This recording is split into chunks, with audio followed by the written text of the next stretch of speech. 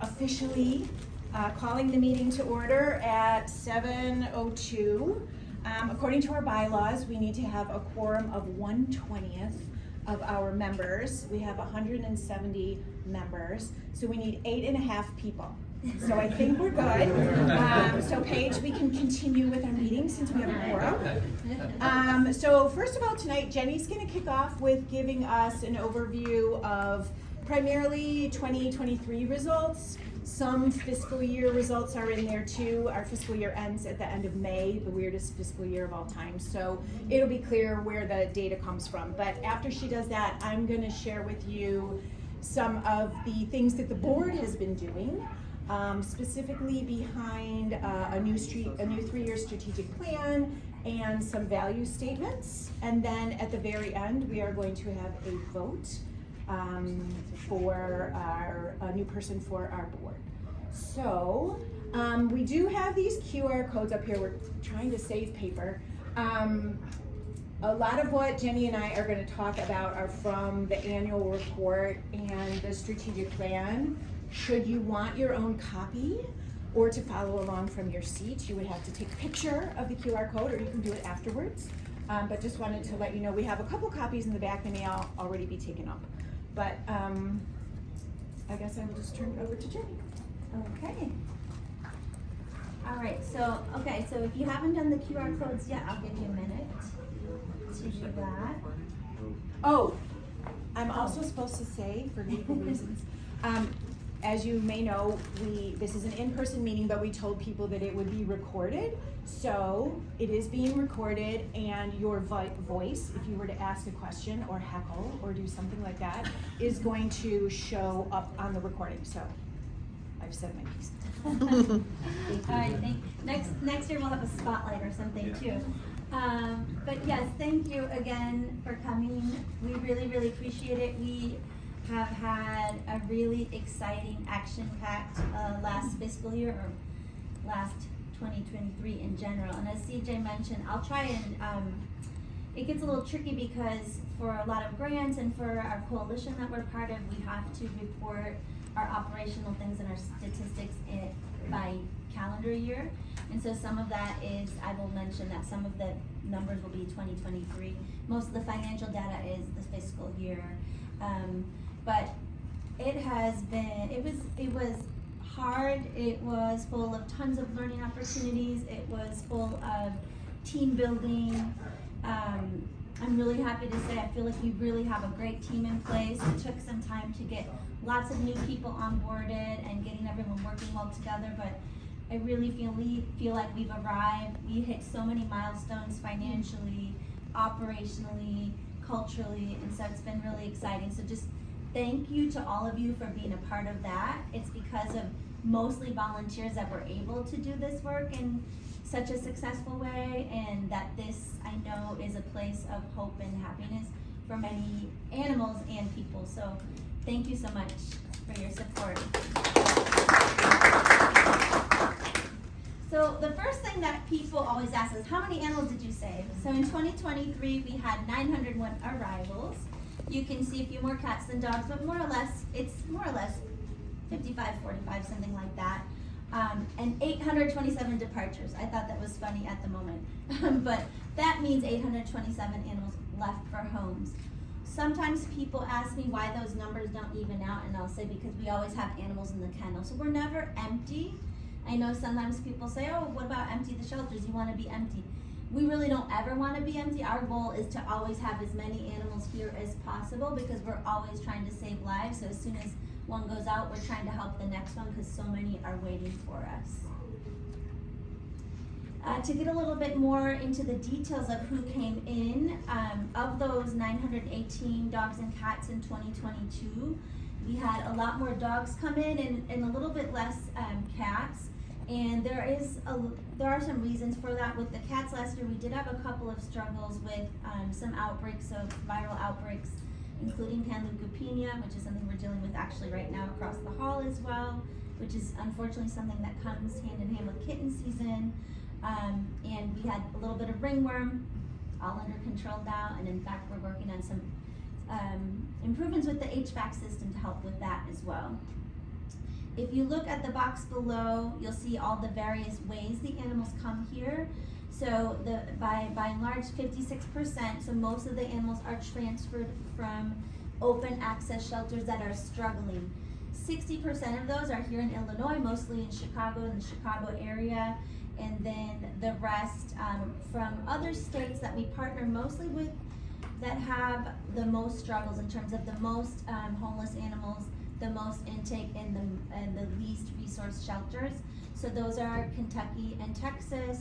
We also do some work with some groups in Arkansas and Alabama increasingly, but those are the states that are struggling the most. So we try to strike the right balance by helping our neighbors who, you know, sometimes in the South they think we don't have any problems up here. We still do have problems, especially in Chicago. So we try to strike that balance between helping our local neighbors as well as some of the states that struggle the most. The other categories, born in care, return, are pretty negligible, but we do have some animals returned and we do count them back in our numbers, as well as some owner surrenders, because we do try to help neighbors as well, people who don't have an open access shelter or other ways to rehome their pets, and we do try to help them as well. Oh, and I would be remiss if I didn't say that Heartland was in the top 10 for the transfer partners for both dogs and cats last year, which is really notable out of 250 partners that municipal shelter has, which is one of the biggest municipal shelters in the country. For CACC. Yeah, CACC. What did I say? Nothing happened. Sorry. Chicago Animal Care and Control. You got Edie and I here, don't you worry. Thank you. Okay, and then outcomes. So that's where the animals came from, but where did they go? So we ended last year with a 96.1% live release rate. That is well above what is kind of known as the baseline of 90% to be considered a no-kill organization. So we're really proud to stay well beyond that.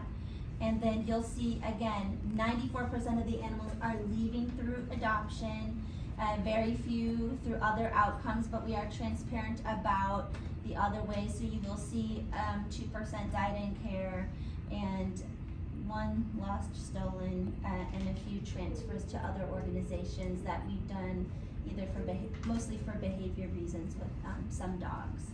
So again, really remarkable results for the population of animals that we take in, which often are animals who don't get another chance anywhere else and who have either medical or behavioral struggles that we are working to rehabilitate here. Again, so you can see the adoption comparisons. So went down just a little bit, mostly again because dogs went up last year, but cats went down because 2 months we had to close down intake and adoptions due to some medical issues. But still, pretty good results. So overall, just a few highlights of our operations. There's so much to tell, it's hard. We don't want to keep you here all night. But a few things that we discovered last year that were really important for us were how are we going to reorganize the medical department. Something that the board has discussed at length is the struggle that everyone is having getting veterinary care. And so that's not even just in the shelter world, but in general, there aren't enough veterinarians out there to service pets. And so we've had to be really creative about how we partner and how we spend our resources and really try to track where are we being most efficient, both financially and for the care for the animals, and put our resources there appropriately. So what we discovered was that even though we had the capabilities of doing surgeries in-house, if we didn't have the veterinarian and the medical team that were going to be able to do at least 15 surgeries a week, and that's usually in one day, it wasn't going to be really worth our effort, both financially and even with our staff, because that's one day the staff is really pulled away from taking care of the medical part and doing what we do, our daily rounds, and making sure that the animals are getting the treatments they need because they're pulled away into surgery. And so we forged more partnerships for spay-neuter. I would say one of the most beneficial, well maybe 2 of the most beneficial, are with Shelter Veterinary Solutions. So those are 2 shelter veterinarians, and that's really important because they know shelter medicine and are really super efficient with the most up-to-date surgical protocols. They started their own clinic and are serving rescues. So I always say it's a way that we have two of the best shelter vets in the state or even in the country working for us and other groups. And so we partnered with them, and they're so fast and so good at what they do. It really was worth it for us to do the surgeries off-site. We also more recently forged a partnership with Fort Paul Love, and they fly in vets from all over the country once a month to do large mega spay days. And we went last month, and we're going this Sunday, and we're bringing, I think, 23 animals this time. So to do that in one day is really remarkable for us. So we have found that that has been the better way for us to do this in an efficient and economical way. And it lets our team really focus on the day-to-day medical care of the animals that are here, and for our fosters as well. And then quarantine space is something that is always coming up. We had several rooms here that we've been able to kind of be flexible in how we use them. So the surgical suite, sometimes we need it to keep a dog who's too stressed in the kennel. Sometimes we need it to raise a litter of many, many puppies. Sometimes we need it as an ICU if someone has a contagious viral condition and we need separate space. So we've been able to use the space flexibly and be able to quarantine different animals in a way that really helps us to provide care in-house and saves us money from having to take the animals to another veterinary hospital. Then behaviorally, those of you who are volunteering who regularly see every single day, some of the little things that we do make a huge impact on the behavior and well-being of the animals. So for example, every single meal for the dogs is an enrichment meal. So it's either in a slow feeder, ways to eat in a more fun and creative way, and that helps with both physical and mental stress for them. And thanks again, volunteers are helping with that every single day. It seems like, what's the difference? You put it in a bowl or put it in a puzzle feeder. There is more work involved, but it really pays off. And then play groups. We have a new shelter manager. Allison is back. She's been doing play groups at least twice a day, and other staff are learning and doing play groups. And so we've got more play groups than ever before. Letting dogs burn off that energy and just be dogs without human interference does wonders for them. And so we've been able to really ramp that up, and that's showing great results as well. And then the kitty theater is ongoing. Cats need enrichment too. Every little bit that the volunteers do to put bird food outside, to have beds on the windows, and to provide more perches for the animals to see outside really makes a huge difference for the well-being of the animals. And when they feel better, they are more highly adaptable, and people come in and see them relaxed and looking happy, and they're more apt to take them home. Facilities-wise, we are so busy all the time, but I wanted to mention a few highlights. So we finally finished the new kennels in the small dog room. It looks really great, and I want to say thanks to Suzanne on our board, and John and I mean, so many. It was a group effort, of course, but you really spearheaded that, Suzanne. So thank you so much. It's so great to see that done. It makes a huge difference. And again, we still have some flexibility with that room, because not only do we have the nice glass kennels on one side, we have portable kennels on the other side. We always want to be kind of ready.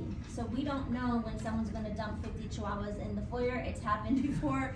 And so the fact that we have flexibility to accommodate them in portables is also super helpful.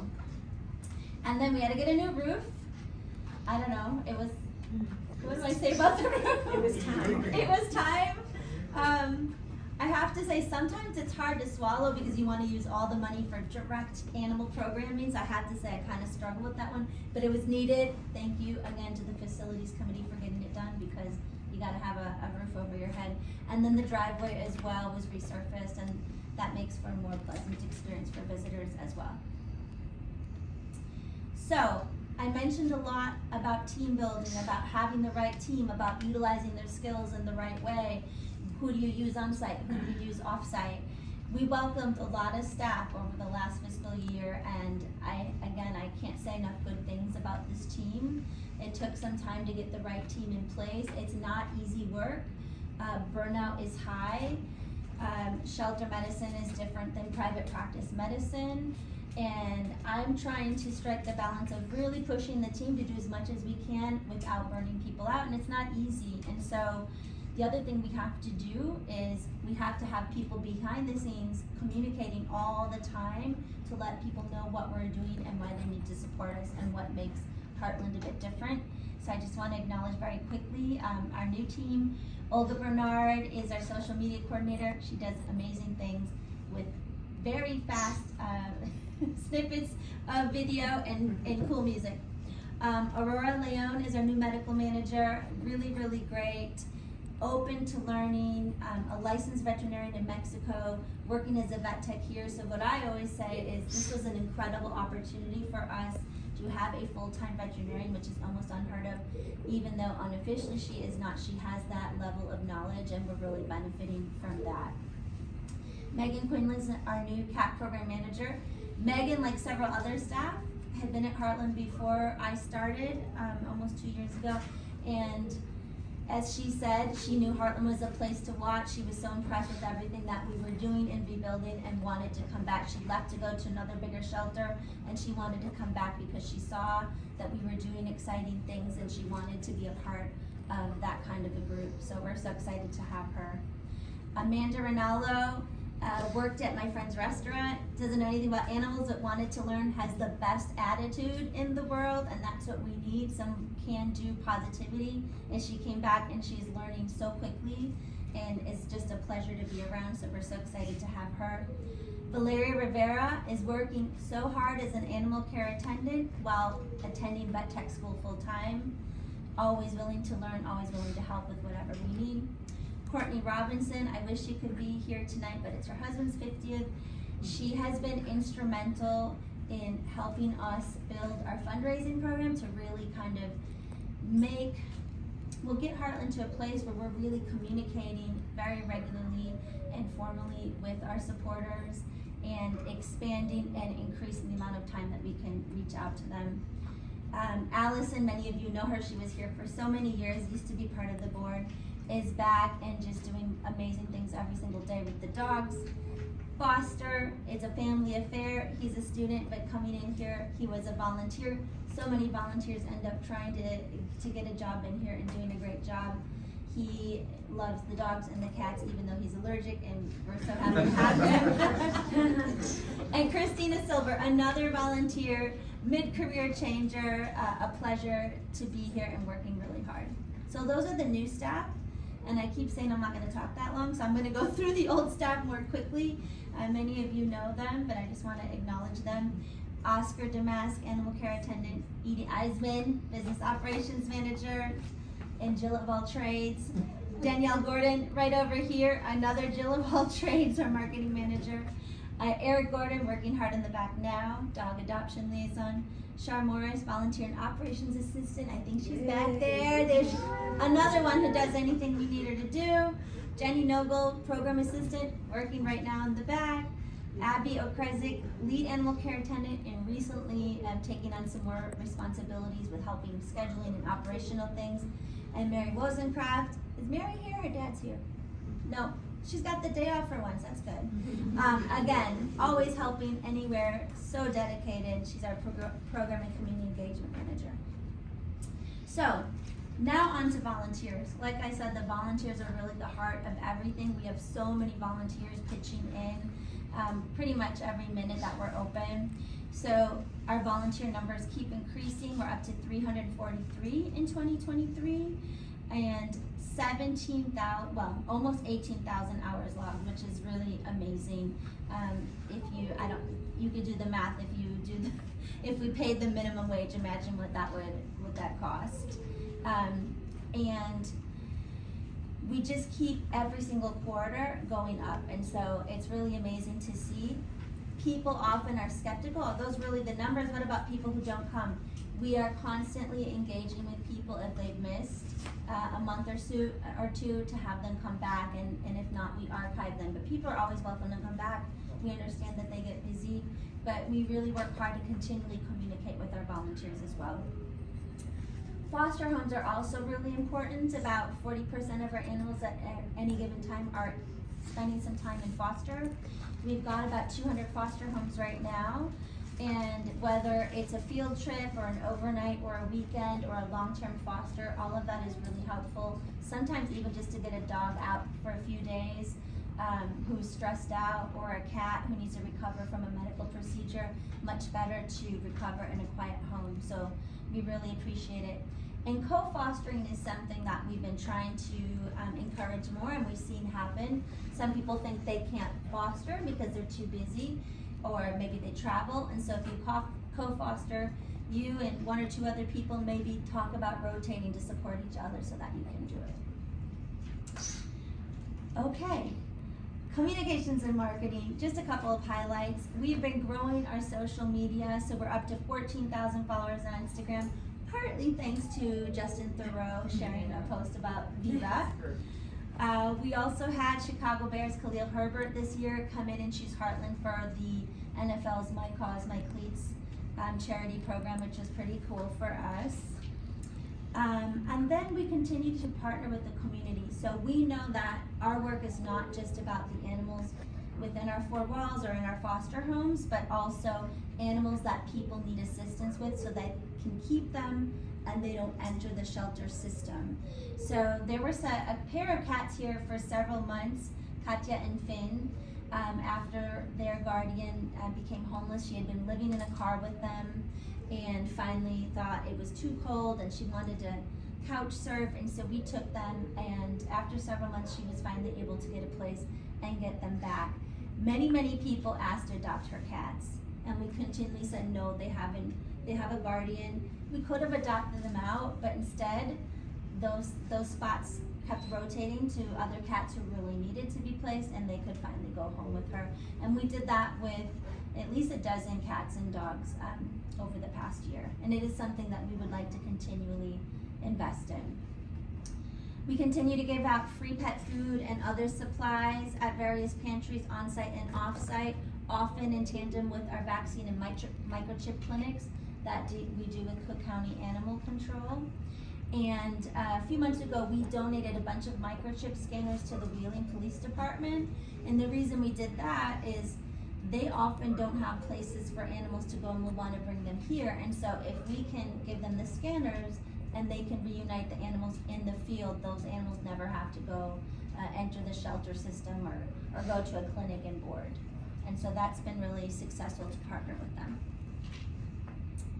I mentioned our mission advancement program. So with a full-time person, we've been able to do so much more. We're increasing interactions. Many of you are donors. I hope you received some of the handwritten cards. And we're just really strengthening the foundation that we have. We have a lot of great supporters. We didn't always have enough time to communicate with them, especially in a personal way, and that's important to us. And then one of the biggest things, we're just about ready to convert to a new donor management system. It's a huge project. Edie's been working on the data mapping. It's kind of a nightmare, but we got it. That's gonna help us even more. I'm not gonna get all nerdy with you now, but it has a lot of functionality that will make our work more efficient and more accurate and be able to track things better. And all of that's important if we want to continue to grow. So Tom later is going to give the financial highlights, but just a few things I wanted to mention. So all animal shelters and all nonprofits, especially animal shelters, rely on bequests and trusts, and so $260,000 last year was gifted to Heartland that way. It's actually lower than previous years, but we are lucky to get it. And again, one of the reasons we're investing in mission advancement is we don't know when this money is coming and we cannot rely on it. So it's great that we have it. It helps with this building, but we are trying really hard not to rely on that money. And if we don't need to rely on it, we can build an endowment. So the next time that we need to move or have a huge project, whether that's with the building or anything else that we want to do programmatically, we'll have that money set aside, ideally. We have 102 Heartland Heroes. These are monthly givers that do usually auto withdrawal from an account. And they've given over $25,000. That's a great program that's been growing every year as well. We encourage you to do it. It's very easy, and there's some special prizes for those donors, and so we're proud of that, because it kind of just, once you get it up and going, it runs itself.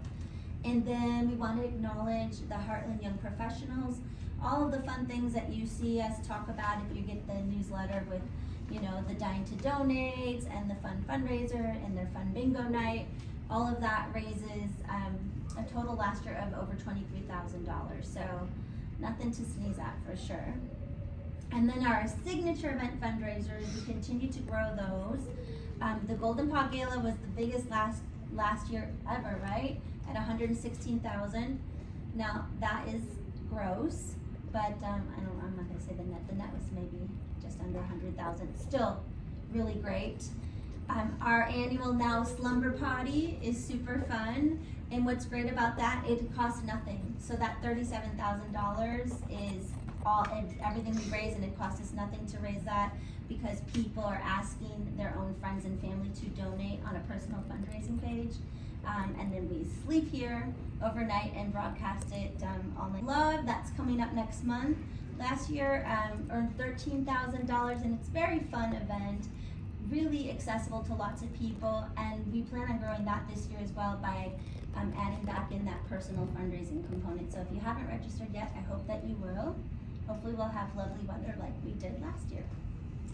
So now I'm going to bring up Scott Hargadon to talk about the Heartland's Promise Major Gift Initiative and this big announcement, which I just blew. Let me pretend I did it. We met a very important milestone, and a lot of that had to do with Scott's hard work, and so I wanted him to talk a little bit more about it. Welcome, everyone. If you've come to this meeting the last couple of years, you've heard me talk about initially what was the building campaign, and that morphed into the Major Gift Initiative with the audacious goal of raising $1 million. And I am so excited to say that recently we can close the campaign because we raised the $1 million.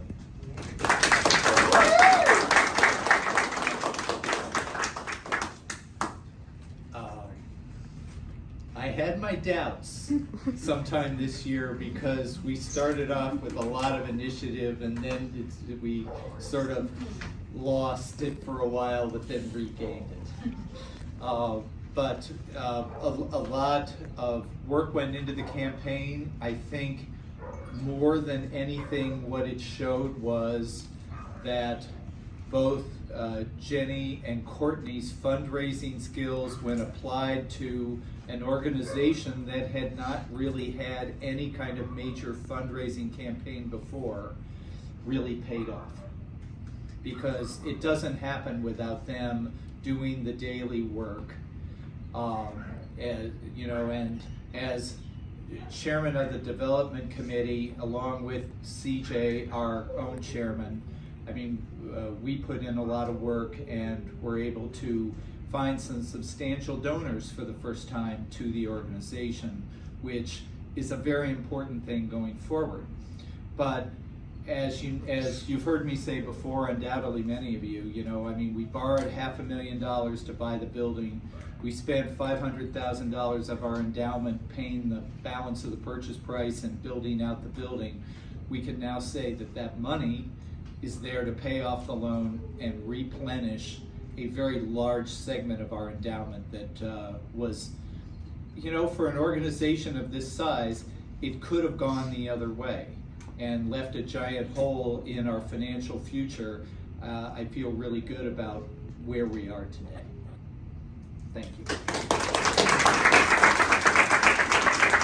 And thanks again, Scott brought in a lot of new people, CJ as well, and the development committee worked hard.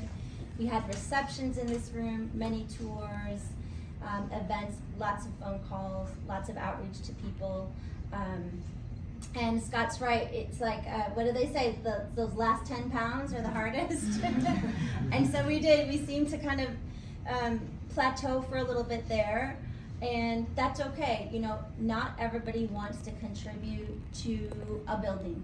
and we understand that more people are interested in, you know, helping an animal directly, a medical fund, or, you know, maybe to help kittens specifically. You know, everyone has their interests, so we understand, and especially because Heartland never had been asking for something and had done a campaign like this, and so it took some time, but I'm really proud that we were able to do it. And again, it kind of sets the stage for this next year. I know when I came in, that was first and foremost on my mind. Like, before we could even think about anything else, we just have to get a staff, and we have to get them trained, and we have to pay off this building. And then from there, we can really do what we need to do and expand. And I feel like now, you know, everything's in place for us to do that, which is just a really exciting place to be in. And next, I'd like to call up Tom Bone, our treasurer, to talk more about the financials. If you've done the QR code, it'll probably be easier for you to see on your own device. But Tom has some remarks, and we do have some printouts. If you need one, let us know.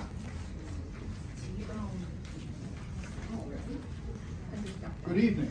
I was thinking on the way over here, how many years ago we had a volunteer, Mary Mang, who would come in, sneak in the kennels early in the morning so she could start cleaning the dogs. She passed away. She left us $100,000. At that time, $100,000 was all the money in the world. We were as close as 3 months away from looking for the keys. We are in a very different situation now. Here, let me You want the light? You want the bathroom? Yeah, Here. okay, because to continue that large source of income, we received $200,000. I was out walking dog one day, and Edie called me. She was beside herself. Somebody we didn't know, we had no idea who they were, in New York, was leaving us, not giving us, we were named as in the estate. They weren't sure how much it was gonna be. Chances are it was gonna be 200,000. We got the 200,000, and I think they're still they're still trying to figure out the rest of it. In January 2022, we got a refund from the IRS. Again, Edie and our former auditor, John, they spent 18 months trying to get a refund from the IRS. How unusual. Okay. But we changed auditors this year. We didn't especially want to. We had a very strong relationship with Mazzoni Associates, but they decided they were going to be going in a little different professional direction. So we had to go out and find a nonprofit auditor. Now you might think that you just go out and do it. Well, it turned out to be just a little more of a project, but anyhow, it worked. We are now with Lauterbach and Amon. Revenue from workplace giving's gone up 80% from 5 years ago. Direct mailing is the highest it's ever been. We're looking at 26,000. Occupancy expenses have decreased 25% since we moved in. While 81% of our Well, 81% of our spays and neuters this year have been done off-site. Average cost is $114, which is extremely low in the world of veterinary medicine. There are certainly Jen, Edie, and I don't want to start naming names because I'm going to miss somebody. There are a lot of people keeping an eye on where the money's going to and where it's coming from. With an organization like Heartland, you got to stay on the numbers, and that's exactly what we're doing. That's it. Very good.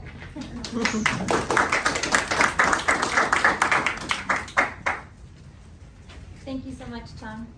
I think that summarized that graph quite well. But if you want to get into the nitty-gritty, please take a look, because Edie puts a great amount of time and detail into that reporting, so thank you. And next, I want to welcome up our president, CJ. And another big part of what we did this year is our next strategic plan, and she worked so hard on that committee to keep us focused. And I think, I don't know, sometimes maybe it seems obvious what this stuff is, but I think it is important. It's very easy to be here and just do the day-to-day, and not think kind of bigger picture. And it's really important for us to set some goals, and so she did a great job getting us there, and she's gonna talk a bit about that. Thank you. Unlike Jenny, I have to have notes. Okay, so I do want to talk about two things that went on behind the scenes last year, because I think it's really important for people to see the work that the board does. One of my biggest goals as the chair has been to move us from being what is called in governance parlance a founding or an organizing board to more of a governing board. And I'm sure everyone remembers my presentation last year, where I talked about all the best practices that we have started doing as an organization. But seriously, being a governing board is really important, and we've been around for 22 years, and I hope that by the focus on becoming more professional, we will be around for at least another 22. So, and I think just every time I'm in this building, I think like, one of the reasons we're here is because we, as a board, decided we really needed to like push ourselves and do the things and get people on the board who could help us get to where we are today. Okay, so let's talk about the strategic plan. Some of you may remember in January that I did a version of this presentation. It had a lot of information because I wanted especially the volunteers to understand that they had played a big role in the strategic plan. But this is a little bit different take on it, but it was a really big accomplishment. It's actually still a slide. Oh, you're right. Yeah, I'm talking on Sorry. one slide. That's okay. Sorry. Having a strategic plan, this may be like Strategic Plan 101, but I want everyone to understand why it's a very important best practice for all boards, nonprofit or for-profit, and there's a lot of reasons. First of all, it helps prepare us for the future and anticipate and plan for change. It helps us determine priorities, which I feel like especially in animal welfare is really a big deal because everything feels urgent all the time. And if we only do day in and day out, treating the Kamloops kittens and the parvo puppies and the dog that got dropped on the front steps, you can take up 80 hours a week doing that, and without a strategic plan, that's all you would do, and you would be focusing more on the urgent and not always the important. Probably one of the biggest things is critical for funding. I hope that none of us would give away our hard-earned money or time or talent to an organization that has not taken the time to lay out what it is they're trying to do and where they are going. We know for a fact, it's a fact in fundraising, but I think also in our organization, that donors will give bigger and longer term gifts if they understand where the organization is headed and how they're gonna get there.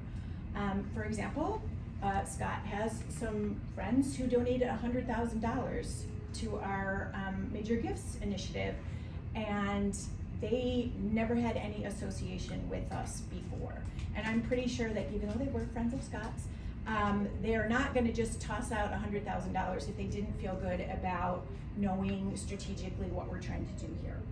And it also gives us a lot of financial security for the long run. As Tom said, there have been a couple times in our history where we have been really close to closing up.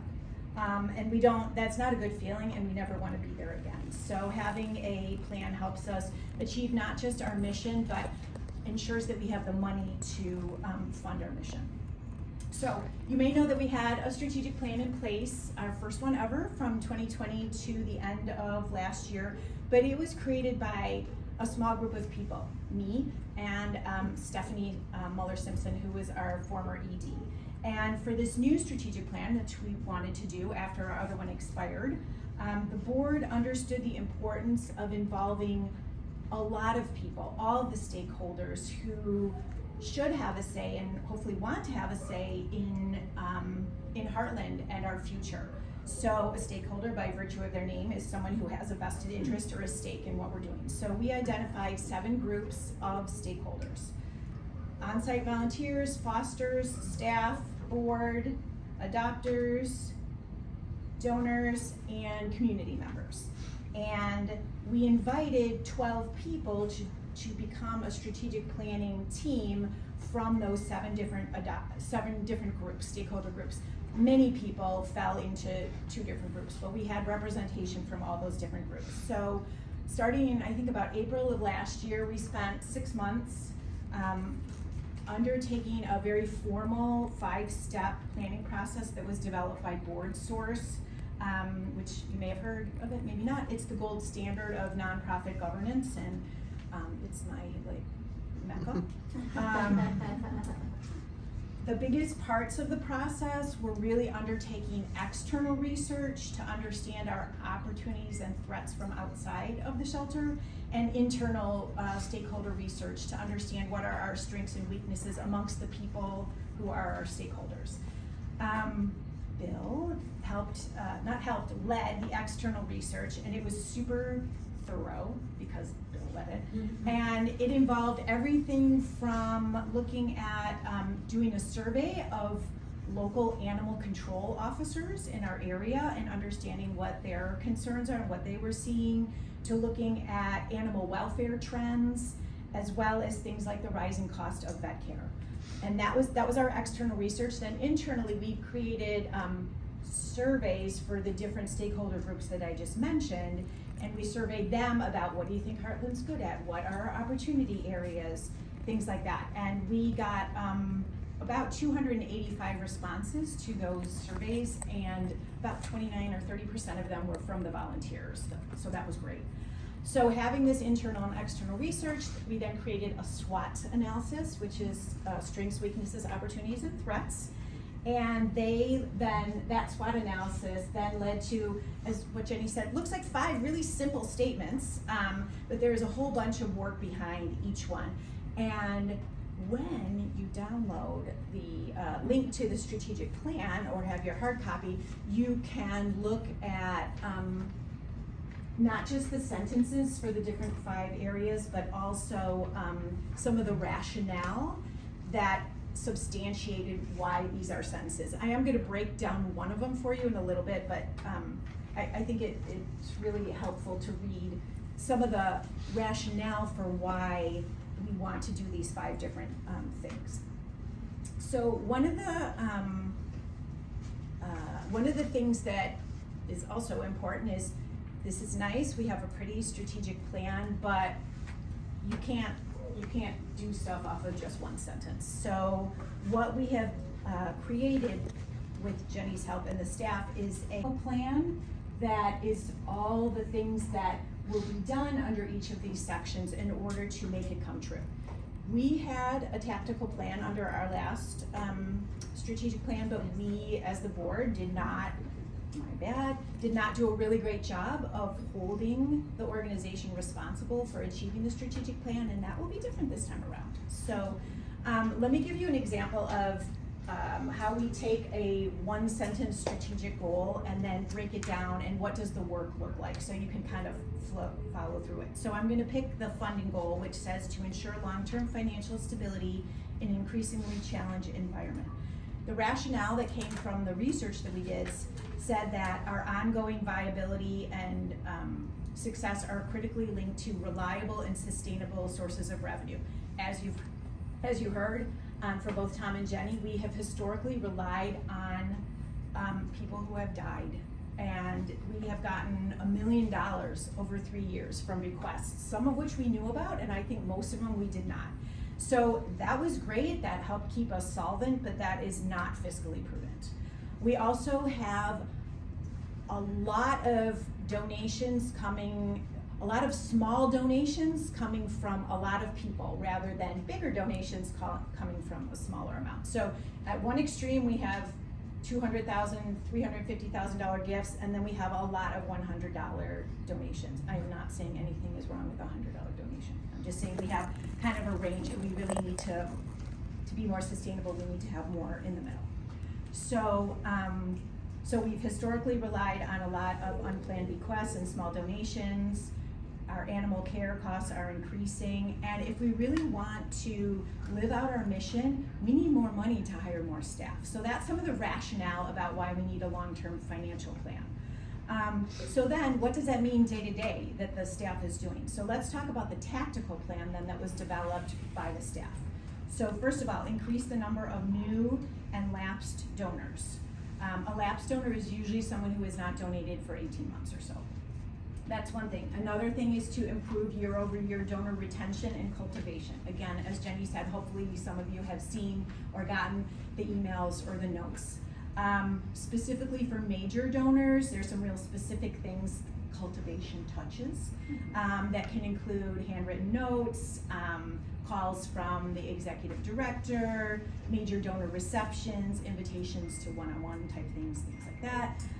Also looking more at very targeted and recurring grants, which we've been successful getting, corporate partnerships, and then also, even though we don't want to rely on legacy gifts or bequests, we do want people to know that those are available. So we have a plan, there was a lot of research behind it, and we have a tactical operational plan that we're putting in place to support it.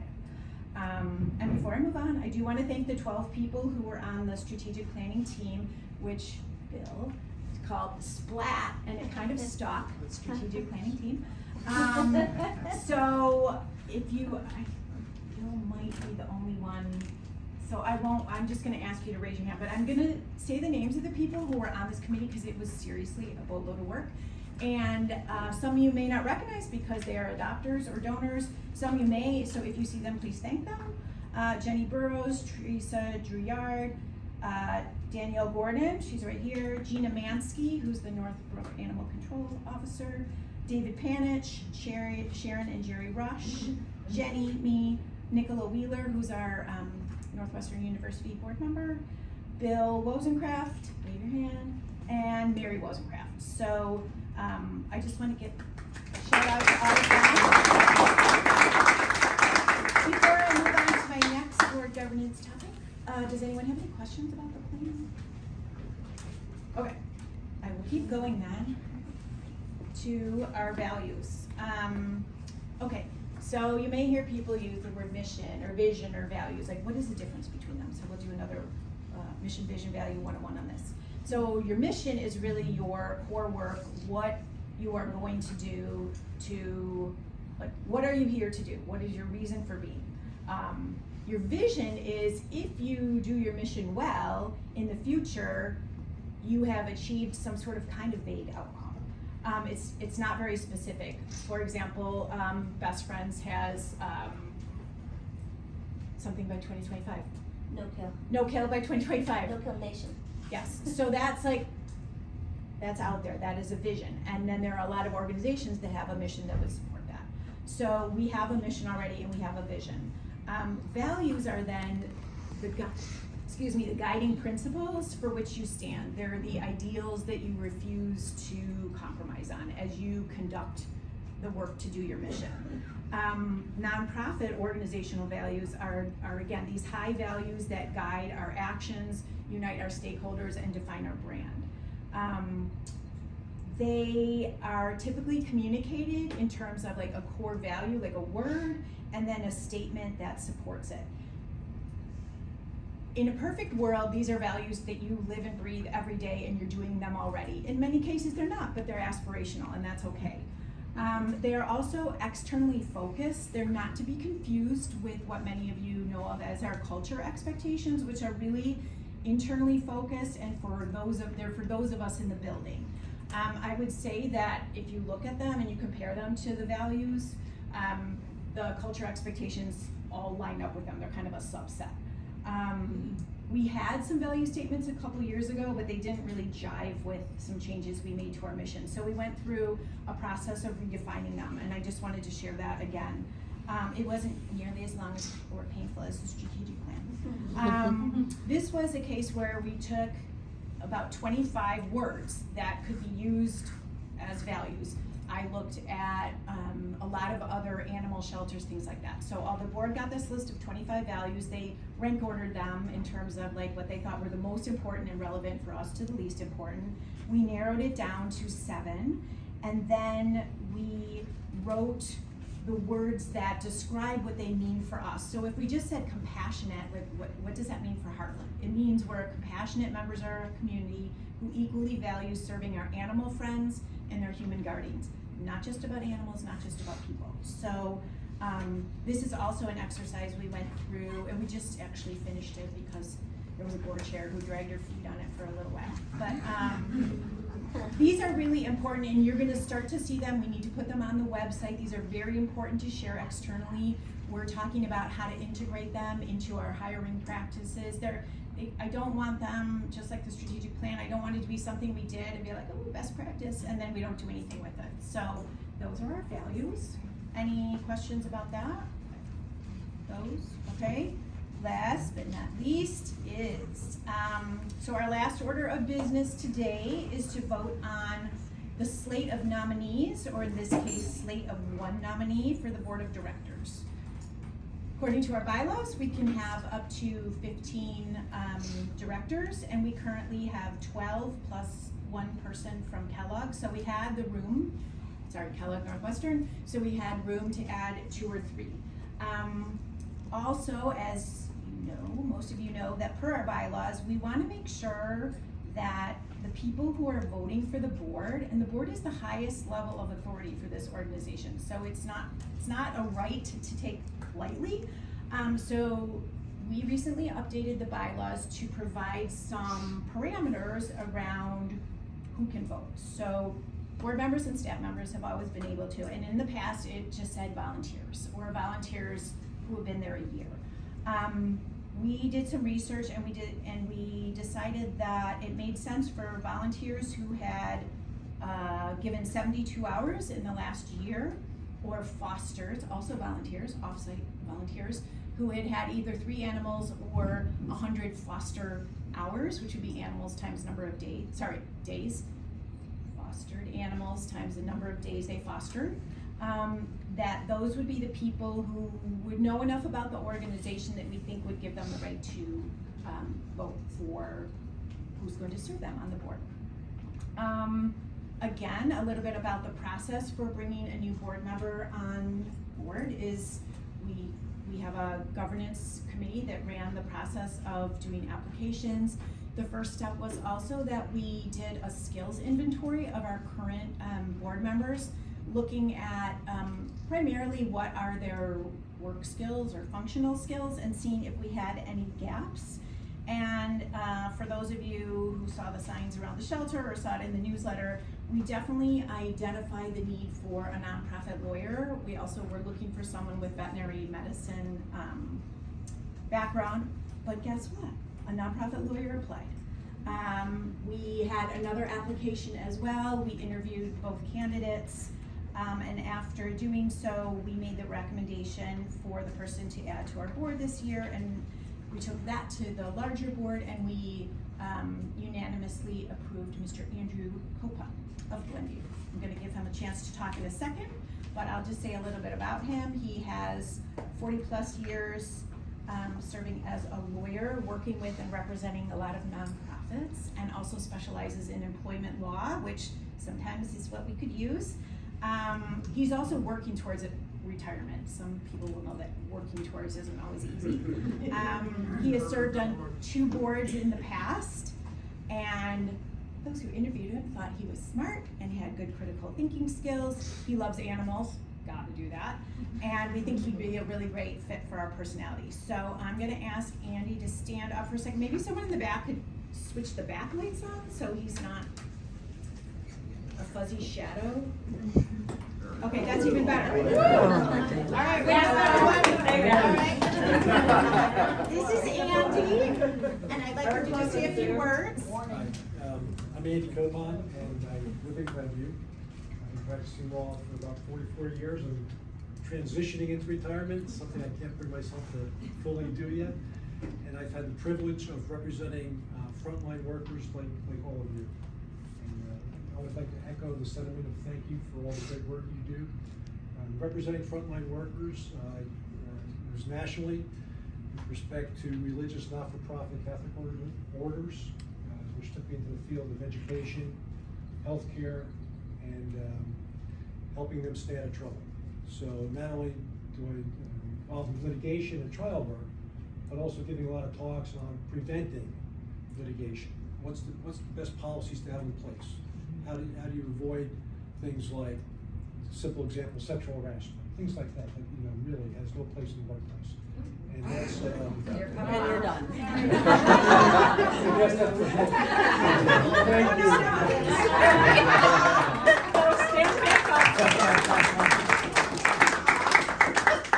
It's not planned.